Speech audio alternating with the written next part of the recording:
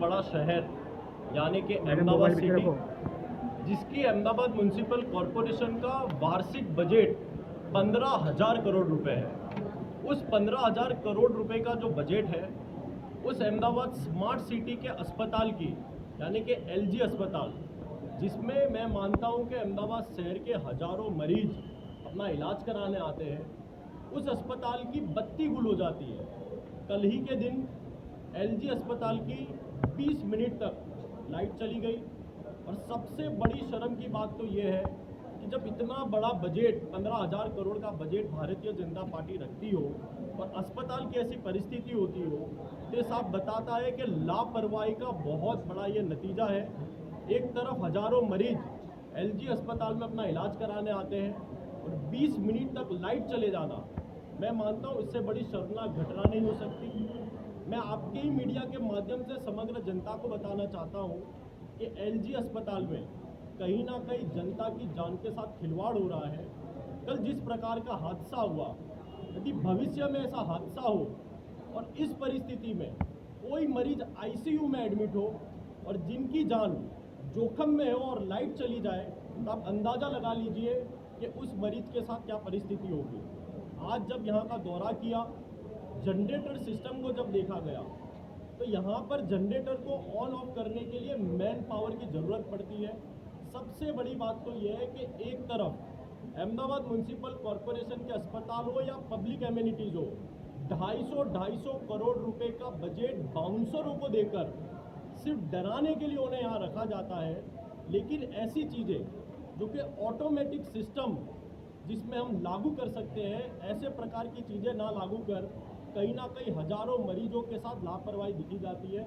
और सबसे बड़ी बात तो ये है कि टोरेंट कंपनी की मैं बात करना चाहूँगा कि एलजी अस्पताल का ही वार्षिक जो बिल आता है 4 करोड़ 33 लाख रुपए का बिल एलजी अस्पताल का टोरेंट पावर के जरिए बिल आता है। सबसे बड़ी बात तो यह है कि 4.5 करोड़ रुपए का जब इतना मातबर बिल आता हो और कोई कंपनी की फॉल्ट के कारण यदि अस्पताल की लाइट चली जाती हो, तो मैं मानता हूं कि ये बहुत बड़ी लापरवाही है। अहमदाबाद म्यूनसिपल कमिश्नर से कांग्रेस पार्टी ये रजूआत करना चाहती है मीडिया के माध्यम से कि ये बहुत ही सीरियस इशू है।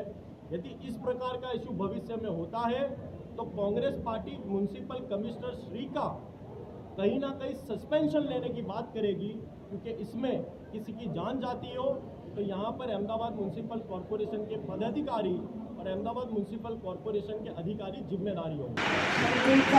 बपोरना टाइम में लगभग 7-8 मिनिट માટે લાઇટનો સપ્લાય મળી ગયો હતો। એમાં ઓરિજિનલી કરંટ પાવરમાં કંઈક મેજર ફોલ્ટ થયો, એના લીધે અહીંયા એરિયામાં આખામાં લાઇટનો ઇસ્યુ થયો।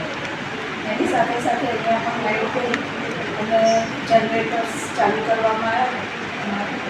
વચ્ચે થોડા ટાઈમનો ગેપ થયો, પણ એ સમયે અમારા બધા વેન્ટિલેટર્સ અને બધા મશીન્સ બેકઅપમાં હોય જ છે, એટલે એ સમયે કોઈ પેશન્ટ્સને એવો કોઈ પ્રોબ્લેમ ના થયો।